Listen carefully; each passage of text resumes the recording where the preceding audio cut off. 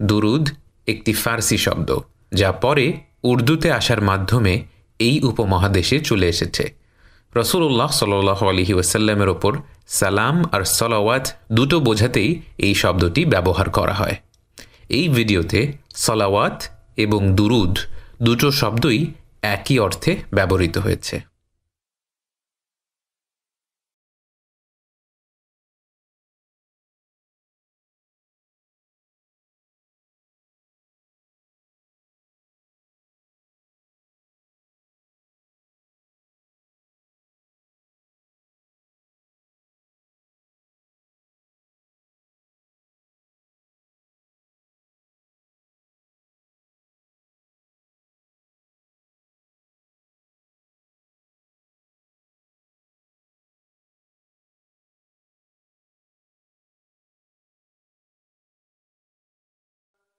অবশ্যই আল্লাহ ও তাঁর ফেরেশতাগণ নবীর প্রতি সলাত প্রেরণ করেন। হে মুমিনগণ, তোমরা নবীর জন্যে রহমতের তরে দোয়া করো এবং তাঁর প্রতি সালাম প্রেরণ করো। এ কি শুনল বেলাল? শুধু সৃষ্টির সকল ফেরেশতাই নয়, স্বয়ং আল্লাহ সৃষ্টিকর্তা, এই সৃষ্টি জগতের পালনকর্তার সুন্নাহ হল আমাদের রাসূলুল্লাহ সাল্লাল্লাহু আলাইহি ওয়াসাল্লামের উপর সালাওয়াত বা দুরুদ পেশ করা। বিলালের হাতের লোমগুলো দাঁড়িয়ে যায় এটা ভেবে যে আল্লাহ তার সুন্নাহ আমাদেরকে পালন করার সুযোগ করে দিয়েছেন। এত এত ভুল আর গুনাহ করতে থাকা আমাদেরকে। এটা রাসূলুল্লাহ সাল্লাল্লাহু আলাইহি ওয়াসাল্লামের জন্য আল্লাহর দেয়া সম্মানগুলোর মধ্যে একটি তো বটেই, এটা যে মানব জাতির জন্য কত বড় সম্মান আর সুযোগ সেটা ভেবে বিলালের মনটা আল্লাহর প্রতি কৃতজ্ঞতায় ভরে গেল। সূরা আহজাবের এই আয়াতটি পড়ার পর আবু মাসউদ উকবাহ ইবনে আমির আসলেন রাসূলুল্লাহ সাল্লাল্লাহু আলাইহি ওয়াসাল্লামের কাছে। তিনি জিজ্ঞেস করলেন, ইয়া রাসূলুল্লাহ, আল্লাহ আদেশ করেছেন আমরা যেন আপনার উপর সালাত আর সালাম পাঠ করি। সালাম তো আমরা জানি কিভাবে দেব, কিন্তু আপনার উপর সালাত কিভাবে পাঠ করব? তখন রাসূলুল্লাহ সাল্লাল্লাহু আলাইহি ওয়াসাল্লাম বললেন, বলো আল্লাহুম্মা সাল্লি আলা মুহাম্মদ ওয়া আলা আলি মুহাম্মদ কামা সাল্লাইতা আলা ইব্রাহিম ওয়া আলা আলি ইব্রাহিম ইন্নাকা হামিদুম মাজিদ। আল্লাহুম্মা بارك على محمد وعلى آل محمد كما باركت على إبراهيم وعلى آل إبراهيم إنك حميد مجيد। اللهم صل على محمد অর্থ দাঁড়ায়, হে আল্লাহ, আপনি মুহাম্মদ সাল্লাল্লাহু আলাইহি ওয়াসাল্লামের উপর আপনার সলাত প্রেরণ করুন। বেলাল জানে যে সলাত শব্দটির অর্থ দোয়া বা প্রার্থনা বা কাউকে শ্রদ্ধা ভরে ডাকা। তাহলে আল্লাহর সলাত মানে আসলে কি? বিলাল নিশ্চিত স্কলারগণ এই প্রশ্নের উত্তর অবশ্যই দিয়েছেন। তাকে খালি একটু পড়াশোনা করে বের করতে হবে। কিছুদিন পড়াশোনা করে এবং তার পছন্দের শেখদের ইউটিউব লেকচার শোনার মাধ্যমে বিলাল জানতে পারল আল্লাহর সলাত বলতে চারটি বিষয় বোঝায়। এক, আল্লাহ ফেরেশতা কুলের সামনে আমাদের রাসূলুল্লাহ সাল্লাল্লাহু আলাইহি ওয়াসাল্লামের নাম বলেন। আবুল আরিয়াহ, যিনি ইবনে আব্বাসের একজন ছাত্র ছিলেন, তিনি বলেন রাসূলুল্লাহ সাল্লাল্লাহু আলাইহি ওয়াসাল্লামের ওপর সলা মানে হলো আল্লাহ ফেরেশতাদের সামনে রাসূলুল্লাহ সাল্লাল্লাহু আলাইহি ওয়াসাল্লামের নাম বলেন এবং তার প্রশংসা করেন। দুই, আল্লাহর সলা মানে হলো রাসূলুল্লাহ সাল্লাল্লাহু আলাইহি ওয়াসাল্লামের ওপর আল্লাহর রহমত। তিন, আল্লাহর সলা মানে আরও হলো আল্লাহর মাগফিরাত বা ক্ষমা। ক্ষমার কথা আসাতেই বিলালের মনে পড়ল সূরা নাসরের কথা, যেখানে আল্লাহ পৃথিবীর সর্বশ্রেষ্ঠ মানুষ সাল্লাল্লাহু আলাইহি ওয়াসাল্লাম, যিনি কিনা হাবিবুল্লাহ সাল্লাল্লাহু আলাইহি ওয়াসাল্লাম, তাকে আল্লাহ বলছেন যখন আল্লাহর দেয়া সব কাজ সঠিকভাবে পালন করা হয়ে যাবে তখন যেন রাসূলুল্লাহ সাল্লাল্লাহু আলাইহি ওয়াসাল্লাম ইস্তিগফার করেন, অর্থাৎ ক্ষমা চান। সুবহানাল্লাহ। বিলালের হৃদয় হঠাৎ ভয়ে কেঁপে উঠল।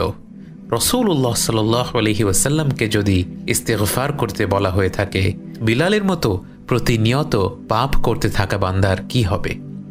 তার পরপরই তার মনে পড়ে গেল যে আল্লাহ তো গফুরুর রহিম, তিনি যে ক্ষমা করতে ভালোবাসেন। বিলাল মনস্থির করে ফেলল রাসূলুল্লাহ সাল্লাল্লাহু আলাইহি ওয়াসাল্লামের মতো সেও দৈনিক 100 বার বা তার বেশি ইস্তেগফার করবে। ইনশাআল্লাহ প্রতি নামাজের পর 20 বার করে আস্তাগফিরুল্লাহ বলার চেষ্টা করবে সে এখন থেকে। সলাতের অর্থের চতুর্থ যে অর্থ বিলাল জানতে পারল তা হল রাসূলুল্লাহ সাল্লাল্লাহু আলাইহি ওয়াসাল্লামের অবস্থান আরও উপরে ওঠানো, যার মর্যাদা আল্লাহ বৃদ্ধি করে দিয়েছেন ওয়া রাফা'না লাকা যিকরাক বলে সাল্লাল্লাহু আলাইহি ওয়াসাল্লাম। স্কলারগণ বলেছেন এ কথার অনেকগুলো অর্থর মধ্যে একটি হল কিয়ামতের ময়দানে যেদিন অপেক্ষা করতে করতে কি হয় এই চিন্তায় পুরো মানবজাতি যখন পাগল প্রায় অবস্থা, ততদিনে বিশ্বাসী অবিশ্বাসী সবাই জেনে গেছে সত্য কি। দলে দলে বিশ্বাসী অবিশ্বাসী নির্বিশেষে তারা একের পর এক নবী রাসূলদের কাছে ধর্ণা দিতে থাকে যেন তারা বিচার আরম্ভ করার সুপারিশ করেন আল্লাহর কাছে। কিন্তু সেদিন নবী রাসূলগণও নিজেদের নিয়ে এতটা চিন্তিত থাকবেন যে তারা গোটা মানব সমাজের সে আবেদন প্রত্যাখ্যান করে বলবেন ইয়া নফসি ইয়া নফসি। একে একে আদম আলাইহিসসালাম, নূহ আলাইহিসসালাম, ইব্রাহিম আলাইহিসসালাম, মূসা আলাইহিসসালাম সবাই মানব সমাজের সেই আকুতি প্রত্যাখ্যান করবেন। অবশেষে ঈসা আলাইহিসসালাম সবাইকে বলবেন রাসূলুল্লাহ সাল্লাল্লাহু আলাইহি ওয়াসাল্লামের কাছে যেতে। পুরো মানব সমাজ ইমানদার কাফের সবাই আসবে সৃষ্টির সেরা মানব হাবিবুল্লাহ সাল্লাল্লাহু আলাইহি ওয়াসাল্লামের কাছে। আজ দুনিয়াতে শুধুমাত্র বিশ্বাসীরা তার সরাসরি প্রশংসা করছে, আর সেদিন পুরো মানব সমাজ তার সাহায্য চাইবে, প্রশংসা করবে। বিলাল রাসূলুল্লাহ সাল্লাল্লাহু আলাইহি ওয়াসাল্লামের সিরাহ পড়ার সময় জেনেছিল আরবিতে মুহাম্মদ নামের অর্থ হল যে সবচেয়ে বেশি প্রশংসিত। বিলালের তো মনে হয় এই যে যার নাম মুহাম্মদ, সেই যে দিন রাত 24 ঘন্টা পৃথিবীর কোথাও না কোথাও প্রশংসিত হচ্ছে দুরুদের মাধ্যমে। আবার মানব জাতির সবচাইতে গুরুত্বপূর্ণ সময়ে সৃষ্টির প্রথম থেকে শেষ পর্যন্ত সকল মানুষ নির্বিশেষে তার প্রশংসা করবে। এ আল্লাহর এক অলৌকিক নিদর্শন ছাড়া আর কি হতে পারে? তার মানে বিলাল বুঝতে পারল সব মিলিয়ে আমরা যখন বলি আল্লাহুম্মা সাল্লি আলা মুহাম্মদ, তার মানে দাঁড়ায় হে আল্লাহ, রাসূলুল্লাহ সাল্লাল্লাহু আলাইহি ওয়াসাল্লাম যে কিনা বারবার প্রশংসিত, তার নাম আপনি উচ্চারণ করুন আপনার ফেরেশতাগণের সামনে। হে আল্লাহ, আপনি তার ওপর আপনার রহমত বর্ষিত করুন। হে আল্লাহ, তাকে আপনি ক্ষমা করে দিন এবং হে আল্লাহ, তাকে উচ্চতম অবস্থানে প্রতিষ্ঠিত করুন। সুবহানাল্লাহ। আমরা দোয়া করছি যেন সৃষ্টিকর্তা তার সলাহ প্রেরণ করেন তার সর্বশ্রেষ্ঠ সৃষ্টির ওপর। দোয়াটির পরের অংশটুকু হল ওয়া আলা আলি মুহাম্মদ, যার অর্থ হল এবং রাসূলুল্লাহ সাল্লাল্লাহু আলাইহি ওয়াসাল্লামের আলের ওপর। এই আল শব্দটির দুটি মানে, একটি হল আহল, যার মানে হল পরিবার, রাসূলুল্লাহ সাল্লাল্লাহু আলাইহি ওয়াসাল্লামের পরিবার। আবার অনেক স্কলার বলেন না, এই আল এসেছে আরবি শব্দ আলা ইয়াউলু থেকে, যার মানে হল সমর্থক বা অনুসারী, এবং এখানে আল মানে হল রাসূলুল্লাহ সাল্লাল্লাহু আলাইহি ওয়াসাল্লামের অনুসারীরা। অর্থাৎ ওয়া আলা আলি মুহাম্মাদের অর্থ দাঁড়ায় এবং রাসূলুল্লাহ সাল্লাল্লাহু আলাইহি ওয়াসাল্লামের পরিবার এবং তার সমর্থকদের বা অনুসারীদের ওপরও। এখানে একটা ব্যাপার বলে নেওয়া ভালো, এই দোয়ার ভাগিদার হতে হলে কিন্তু রাসূলুল্লাহ সাল্লাল্লাহু আলাইহি ওয়াসাল্লামের পরিবারের সদস্যদেরও বা উত্তরসূরিদেরও ঈমানদার এবং ভালো মুসলিম হতে হবে। ঠিক যেমনটা নূহ আলাইহিস সালামের ছেলে বা ইব্রাহিম আলাইহিস সালামের বাবার কোনো লাভ হয়নি একজন রাসূলের পরিবারের সদস্য হওয়াতে, ঠিক তেমনি শুধুমাত্র রাসূলুল্লাহ সাল্লাল্লাহু আলাইহি ওয়াসাল্লামের উত্তরসূরি বা পরিবারের সদস্য হবার কারণে কোনো স্পেশাল ব্লেসিং কিন্তু নেই। এই দোয়া বা স্পেশাল ব্লেসিং তখনই কাজে আসবে যখন কেউ ঈমান এনেছে এবং আল্লাহর দেখানো পথে চলেছে। এখানে পরিবার মানে তো হলো রাসূলুল্লাহ সাল্লাল্লাহু আলাইহি ওয়াসাল্লামের পরিবারের সদস্য এবং উত্তরসূরি, কিন্তু সমর্থক বা অনুসারী কারা? এই সমর্থক বা অনুসারী হলো তার পুরো উম্মাহ। সুবহানাল্লাহ। যখন আমরা দুরুদ পড়ছি, আমরা আমাদের পুরো মুসলিম উম্মত সহ নিজেদের জন্যও দোয়া করছি। বিলাল আত-তাহিয়াত বা তাশাহুদেও এই ব্যাপারটি দেখেছে। কেউ যদি ঈমানদার হয়, সে পুরো মুসলিম বিশ্বের তাশাহুদ এবং দুরুদে যে দোয়া তার ভাগিদার হয়ে যায়।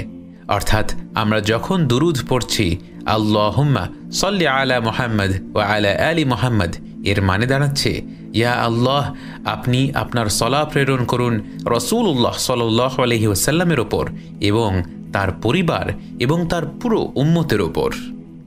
লক্ষণীয়, উম্মতের ওপর আল্লাহর সলা এসেছে কারণ আমরা রাসূলুল্লাহ সাল্লাল্লাহু আলাইহি ওয়াসাল্লামের অনুসারী। বিলালের করুণা হতে থাকে সেই দলগুলোর কথা ভেবে যারা বলে তারা আল্লাহকে মানেন কিন্তু রাসূলুল্লাহ সাল্লাল্লাহু আলাইহি ওয়াসাল্লামকে মানেন না। আস্তাগফিরুল্লাহ। স্কলাররা বলেন এই দলভুক্তরা কোনোভাবেই মুসলিম নয়। ইবনে আব্বাস বলেছেন, কালিমা থেকে শুরু করে যেখানেই আল্লাহর কথা এসেছে তারপরই রাসূল সাল্লাল্লাহু আলাইহি ওয়াসাল্লামের কথা এসেছে। লা ইলাহা ইল্লাল্লাহ মুহাম্মাদুর রাসূলুল্লাহ, আশহাদু আল লা ইলাহা ইল্লাল্লাহ ওয়া আশহাদু আন্না মুহাম্মাদান আবদুহু ওয়া রাসূলুহু, আলহামদুলিল্লাহি ওয়াস সালাতু আলা রাসূলিল্লাহ। সালাওয়াতের পরের লাইনটি হলো কামা সাল্লাইতা আলা ইব্রাহিম ওয়া আলা আলি ইব্রাহিম, যেমনটি আপনি করেছেন ইব্রাহিম আলাইহিস সালাম ও তার পরিবার ও অনুসারীদের ওপর। দুরুদের এই লাইনটি নিয়ে অনেকে কিছুটা কৌতূহল প্রকাশ করেছেন, যেহেতু রাসূলুল্লাহ সাল্লাল্লাহু আলাইহি ওয়াসাল্লামের মাকাম বা অবস্থান ইব্রাহিম আলাইহিস সালামের ওপরে, যদিও দুজনই মানব সভ্যতার শ্রেষ্ঠ দুজন মানুষ, দুজনই আল্লাহর খলিল, যার অর্থ হলো বাছাই করে নেয়া কাছের বন্ধু, তারপরেও আমরা জানি আমাদের রাসূল সাল্লাল্লাহু আলাইহি ওয়াসাল্লাম তার পিতা ইব্রাহিম আলাইহিস সালামের তুলনায় এক ধাপ উপরে। অনেক হাদিস থেকে এবং পবিত্র কোরআন থেকে আমরা তা জানতে পেরেছি। তাহলে কেন বলা হচ্ছে আল্লাহ আপনার সালাত প্রেরণ করুন মুহাম্মদ সাল্লাল্লাহু আলাইহি ওয়াসাল্লামের ওপর, যেমনটা করেছেন ইব্রাহিম আলাইহিস সালামের ওপর, যিনি কিনা রাসূলুল্লাহ সাল্লাল্লাহু আলাইহি ওয়াসাল্লামের সমকক্ষ নন? ইবনে কাইয়িম রাহিমাহুল্লাহ বলেছেন, এই বিষয়টি বুঝতে একটি ব্যাপার মাথায় রাখতে হবে। ইব্রাহিম আলাইহিস সালামের উত্তরসূরি থেকে শত শত নবী এসেছিলেন, যার মধ্যে রয়েছিলেন মূসা আলাইহিস সালাম, ঈসা আলাইহিস সালামের মতো রসুল। এমনকি ইব্রাহিম আলাইহিস সালামের পর আসা প্রত্যেক নবী এবং রসুল এসেছেন ওনারই উত্তরসূরিদের মধ্য থেকে। আর আমাদের রাসূলুল্লাহ সাল্লাল্লাহু আলাইহি ওয়াসাল্লাম শেষ নবী এবং রসুল, তাই ওনার উত্তরসূরিদের ভেতর থেকে আর কোনো নবী বা রসুল আসবে না। যখন আমরা বলছি আল্লাহ আপনার সালাত প্রেরণ করুন মুহাম্মদ সাল্লাল্লাহু আলাইহি ওয়াসাল্লামের ওপর, যেমনটা করেছিলেন ইব্রাহিম আলাইহিস সালামের ওপর, তখন সেই শত শত নবী রসুল সহ তাদের পরিবার ও অনুসারীদের ওপর থাকা বারাকা বা বরকত এই দোয়ার অন্তর্ভুক্ত হয়ে যাচ্ছে। সুবহানাল্লাহ। দুরুদের পরের অংশে আমরা একইভাবে দোয়া করি, শুধুমাত্র সলা শব্দটির বদলে বারাকা শব্দটি ব্যবহার করি এবং আমরা বলি আল্লাহুম্মা বারিক আলা মুহাম্মদ ওয়া আলা আলি মুহাম্মদ কামা বারাকতা আলা ইব্রাহিম ওয়া আলা আলি ইব্রাহিম, অর্থাৎ আল্লাহ আপনার বারাকা দিন মুহাম্মদ সাল্লাল্লাহু আলাইহি ওয়াসাল্লামের ওপর এবং তার পরিবারের ওপর ও তার উম্মতের ওপর, ঠিক যেমনটা আপনি দিয়েছিলেন ইব্রাহিম আলাইহিস সালাম ও তার পরিবার ও তার অনুসারীদের ওপর। বিলালের মাথায় প্রশ্ন আসলো, বারাকা শব্দটির মানে কি? বারাকা শব্দটির অর্থ নিয়ে কিছুটা পড়াশোনা করে বিলাল জানতে পারল এর তিনটি অর্থ রয়েছে। এক, কোনো ভালো কিছু অপ্রত্যাশিতভাবে বৃদ্ধি পাওয়া। দুই, ধারাবাহিকতা, অর্থাৎ সেই বৃদ্ধি অবিরত থাকা। এবং তিন, স্থায়িত্ব, অর্থাৎ সেই ধারাবাহিকভাবে বেড়ে যাওয়ার পর যা আসবে তা হবে স্থায়ী। সুবহানাল্লাহ। বিলাল চিন্তা করে দেখল এই দুজনের প্রতি আল্লাহর সলা এবং বারাকা এমনভাবে এসেছে যে আল্লাহ শুধুমাত্র রাসূলুল্লাহ সাল্লাল্লাহু আলাইহি ওয়াসাল্লাম এবং ইব্রাহিম আলাইহিস সালামকে নিজের খলিল হিসেবে নিয়েছেন। দুজনই আল্লাহর ঘরের সাথে অন্য রকমভাবে সম্পৃক্ত। একজন কাবা ঘর নিজ হাতে নির্মাণ করেছিলেন, আরেকজন কাবাকে পরিশুদ্ধ করেছেন, শিরক মুক্ত করেছেন। এই দুজনই পুরো মানব সভ্যতার সবচাইতে শ্রদ্ধার এবং সর্বোত্তম অনুকরণীয় ব্যক্তিত্ব হয়ে আছেন। একজন পুরো মুসলিম উম্মতের কাছে সর্বশ্রেষ্ঠ ও সর্বশেষ নবী ও রসুল, আরেকজন মুসলিমদের কাছে তো বটেই, পথভ্রষ্ট খ্রিস্টান ও ইহুদি ধর্মাবলম্বীদের কাছেও একটি মর্যাদাপূর্ণ স্থানে রয়েছেন। সলাওয়াত শেষ হয় ইন্নাকা হামিদুম মাজিদ বলে, যার অর্থ হল আপনি ইয়া আল্লাহ হামিদ এবং মাজিদ। এখানে আল্লাহর দুটি নাম রয়েছে, হামিদ এবং মাজিদ। বিলালের মাথায় প্রশ্ন আসে, আল্লাহর এত নাম থাকতে এই দুটো নামই এখানে ব্যবহৃত হলো কেন? বিলাল আল্লাহর এই দুটো নাম একটু জানার চেষ্টা করে দেখল, হামিদ হল এমন এক সত্তা যিনি কিনা সকল প্রশংসার দাবিদার। কারো প্রশংসা করা হয় যখন কেউ একটা কিছু করে, কিন্তু যিনি হামিদ তিনি কোনো কারণ ছাড়াই প্রশংসার দাবিদার, অর্থাৎ এই প্রশংসার জন্য ওনার কিছু করবার প্রয়োজন নেই, উনি শুধুমাত্র তার পরিচয়ের কারণেই এই চূড়ান্ত প্রশংসার দাবিদার। আর মাজিদ নামের অর্থ হল মহিমান্বিত বা মর্যাদাপূর্ণ বা মহান সত্তা, যিনি মানুষকে সম্মান দেন।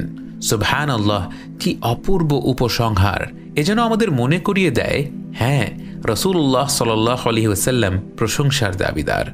যে কোনো সৃষ্টির থেকে ওনার অবস্থান উপরে, কিন্তু এই প্রশংসার বা সম্মানের উৎস হল আল হামিদ আল মাজিদ, অর্থাৎ আল্লাহ সুবহানাহু ওয়া তাআলা। রাসূল সাল্লাল্লাহু আলাইহি ওয়াসাল্লাম এই সম্মান যে পেয়েছেন তার কারণ হল আল হামিদ আল মাজিদ এই সম্মান তাকে দিয়েছেন। আবার ব্যাপারটিকে এভাবেও দেখা যায়, যিনি মুহাম্মদ বা যিনি বারবার প্রশংসিত হন তার প্রশংসা যেন স্বয়ং আল হামিদও করেন, সেটার জন্য আমরা দোয়া করছি। যিনি আল হামিদ আল মাজিদ, তার প্রশংসার চাইতে ভালো প্রশংসা আর কি হতে পারে?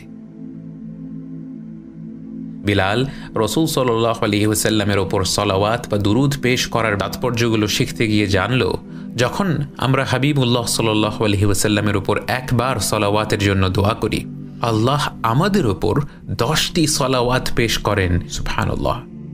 একটি হাদিসে আল্লাহ রাসূল সাল্লাল্লাহু আলাইহি ওয়াসাল্লাম বলেন, যে আমার ওপর একবার সালাওয়াত পেশ করলো, 10টি ভালো কাজ তার নামে লেখা হলো, 10টি গুনাহ তার খাতা থেকে মোছা হলো এবং জান্নাতে সেই ব্যক্তির অবস্থান 10 ধাপ উঠে গেল। উবাই ইবনে কাব হতে বর্ণিত আরেকটি হাদিস থেকে বিলাল জানতে পারল, রাসূলুল্লাহ সাল্লাল্লাহু আলাইহি ওয়াসাল্লামের ওপর সালাওয়াতের দোয়া করতে থাকলে বা দুরুদ পড়তে থাকলে সব ধরনের দুশ্চিন্তা চলে যায় এবং গুনাহ মাফ হয়ে যায়। সুবহানাল্লাহ। করোনা ভাইরাসের মৃত্যুর সংখ্যা বেড়েই চলছে। বিলালের খুব দুশ্চিন্তা হচ্ছিল তার বৃদ্ধ বাবার কথা চিন্তা করে। বিলাল সাথে সাথে বসে কয়েকবার করে রাসূল সাল্লাল্লাহু আলাইহি ওয়াসাল্লামের উপর সালাওয়াত পেশ করে ফেলল। অদ্ভুত এক প্রশান্তির ভাব যেন ছেয়ে গেল মনের ভেতর। বিলাল আরও জানতে পারল, একদল ফেরেশতা নিয়োজিত রয়েছে খালি রাসূল সাল্লাল্লাহু আলাইহি ওয়াসাল্লামকে জানানোর জন্য কে কে তার উপর সালাওয়াত পেশ করছে। এই যে কিছুক্ষণ আগে বিলাল দুশ্চিন্তাগ্রস্ত হৃদয়কে শান্ত করতে দুরুদ পড়েছে, সেই ফেরেশতারা তাৎক্ষণিকভাবে রাসূলুল্লাহ সাল্লাল্লাহু আলাইহি ওয়াসাল্লামকে বিলালের নাম উল্লেখ করে বলেছে যে বিলাল তার জন্যে সালাওয়াত পেশ করেছে। বিলালের চোখের পানি যেন আর থামে না। শ্রেষ্ঠ মানব, শ্রেষ্ঠ রাসূল, শ্রেষ্ঠ নবী, আল্লাহর হাবিব, যার সুপারিশে বিচার দিবসের বিচার শুরু হবে, তিনি বিলালের নাম জানেন। তিনি জানেন বিলাল ভালোবেসে তার উপর দুরুদ পড়েছে। বিলালের আরও মনে পড়ে গেল সেই হাদিসের কথা যেখানে রাসূলুল্লাহ সাল্লাল্লাহু আলাইহি ওয়াসাল্লাম বলেছেন, বিচার দিবসে তারাই রাসূল সাল্লাল্লাহু আলাইহি ওয়াসাল্লামের সবচেয়ে কাছে থাকবেন যারা তার ওপর সর্বাধিক সালাওয়াত বা দুরুদ পড়েছেন। বিলাল প্রতিজ্ঞা করল, এখন থেকে প্রতি নামাজের পর ইস্তেগফার, আয়াতুল কুরসির পাশাপাশি কমপক্ষে একবার রাসূল সাল্লাল্লাহু আলাইহি ওয়াসাল্লামের ওপর সালাওয়াত পেশ করবেন। বিলালের রিডিং লিস্টে আরও একটি জিনিস সংযোজিত হল, রাসূল সাল্লাল্লাহু আলাইহি ওয়াসাল্লামের ওপর সালাওয়াতের বারাকা কি কি তা জানা। রাসূল সাল্লাল্লাহু আলাইহি ওয়াসাল্লামের ওপর দুরুদ পেশ করা নিয়ে পড়াশোনা করতে গিয়ে বিলাল আরও জানতে পারল কখন এটি পড়া উচিত। 1. নামাজের শেষে যে সালাম ফেরানোর আগে দুরুদ পড়তে হয়, সেটা তো বিলালের আগেই জানা ছিল, কিন্তু বিলাল আরও জানতে পারল অনেক স্কলারদের মতে সালাম ফেরানোর আগে রাসূল সাল্লাল্লাহু আলাইহি ওয়াসাল্লামের ওপর দুরুদ পড়াটা আসলে ওয়াজিব। 2. বিলাল আরও জানল জানাজার নামাজে দ্বিতীয় তাকবীরের পর দুরুদ পড়াটাও বহু স্কলারদের মতে ওয়াজিব। 3, বেশিরভাগ আলেমদের মতে ঈদের নামাজের খুতবা এবং জুম্মার খুতবা কখনোই সম্পূর্ণ হবে না যদি আল্লাহর প্রশংসা এবং রাসূল সাল্লাল্লাহু আলাইহি ওয়াসাল্লামের ওপর সালাওয়াত পাঠ না করা হয়।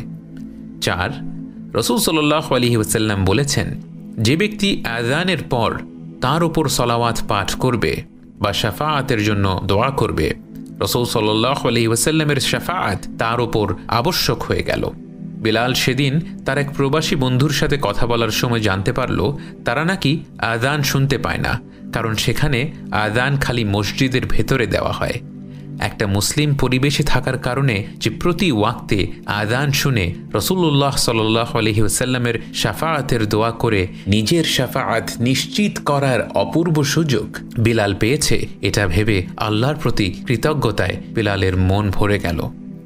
5, রাসূল সাল্লাল্লাহু আলাইহি ওয়াসাল্লাম বলেছেন, শ্রেষ্ঠ দিন হল শুক্রবার, তাই সেদিন আমার ওপর সালাম ও সালাত প্রেরণ করা বাড়িয়ে দিও। 6, যখনই আমরা কোনো দোয়া করব তার আগে আল্লাহর প্রশংসা এবং রাসূলুল্লাহ সাল্লাল্লাহু আলাইহি ওয়াসাল্লামের ওপর সালাওয়াত পড়ে তারপর দোয়া করব।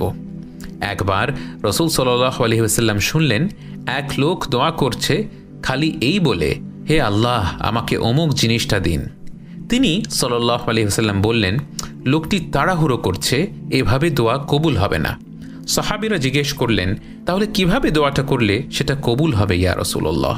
তিনি বললেন, যখনই কোনো দোয়া করবে প্রথমে আল্লাহর প্রশংসা করবে, তারপর আমার ওপর সালাওয়াত পড়বে, তারপর দোয়া করবে।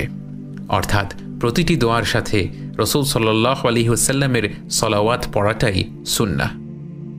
7, প্রতিবার যখনই কোনো জমায়েত হলো, তা হতে পারে বন্ধুদের বা আত্মীয় স্বজনদের, সবার থেকে বিদায় নেয়ার আগে একবার রাসূল সাল্লাল্লাহু আলাইহি ওয়াসাল্লামের ওপর সালাওয়াত পাঠ করা।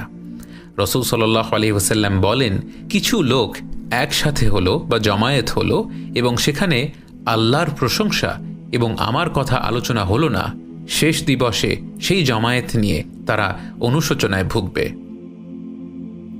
8, আরেকটি হাদিস থেকে জেনে বিলাল ভয় পেল এবং অনুশোচনায় ভুগল। একবার রাসূল সাল্লাল্লাহু আলাইহি ওয়াসাল্লাম সাহাবীদের জিজ্ঞেস করলেন, জানো সব চাইতে কৃপণ লোকটিকে? সাহাবীরা বললেন, কে ইয়া রাসূলুল্লাহ? তিনি বললেন, যে ব্যক্তি যে কিনা আমার নাম শুনল কিন্তু আমার উপর সালাওয়াত পড়ল না সাল্লাল্লাহু আলাইহি ওয়াসাল্লাম। কত হাজার লাখ বার রাসূলুল্লাহ সাল্লাল্লাহু আলাইহি ওয়াসাল্লামের নাম শুনে বিলালের সালাওয়াত পাঠ করা হয়নি এই হাদিসটি না জানার কারণে। বিলাল প্রতিজ্ঞা করল, ইনশাআল্লাহ এখন থেকে যখনই আল্লাহর রাসূল সাল্লাল্লাহু আলাইহি ওয়াসাল্লামের কথা শুনবে সাথে সাথে বলবে সাল্লাল্লাহু আলাইহি ওয়াসাল্লাম। আবু হুরায়রা রাদিয়াল্লাহু আনহু বলেছেন, একবার রাসূলুল্লাহ সাল্লাল্লাহু আলাইহি ওয়াসাল্লাম মসজিদের মিম্বরের উপর উঠে পরপর 3 বার আমিন বললেন। আবু হুরায়রা জিজ্ঞেস করাতে রাসূল সাল্লাল্লাহু আলাইহি ওয়াসাল্লাম বললেন, ফেরেশতা জিবরিল এসে ওনাকে বলেছেন, যে রমাদান পেল কিন্তু তার গুনাহ মাফ করিয়ে নিতে পারল না, সে জাহান্নামে যাবে, বলুন আমিন। এটি শুনে রাসূল সাল্লাল্লাহু আলাইহি ওয়াসাল্লাম প্রথম আমিন বললেন। তারপর জিবরিল বলল, যে কিনা তার বাবা মা বা দুজনকেই তাদের বৃদ্ধ বয়সে পেল কিন্তু তাদের প্রতি সম্মান না দেখিয়ে মারা গেল, সে জাহান্নামে যাবে, বলুন আমিন। রাসূল সাল্লাল্লাহু আলাইহি ওয়াসাল্লাম দ্বিতীয়বার আমিন বললেন। তারপর জিবরিল বলল, যে ব্যক্তি আপনার নাম শুনল কিন্তু আপনার উপর সালাওয়াত পড়ল না এবং মারা গেল, সে ব্যক্তি জাহান্নামে যাবে, বলুন আমিন। রাসূল সাল্লাল্লাহু আলাইহি ওয়াসাল্লাম তৃতীয়বার বললেন আমিন। বিলাল দোয়া করল, আল্লাহ যেন তাকে তার রাসূল সাল্লাল্লাহু আলাইহি ওয়াসাল্লামের ওপর আরও বেশি বেশি সালাওয়াত পাঠ করার তৌফিক দেন।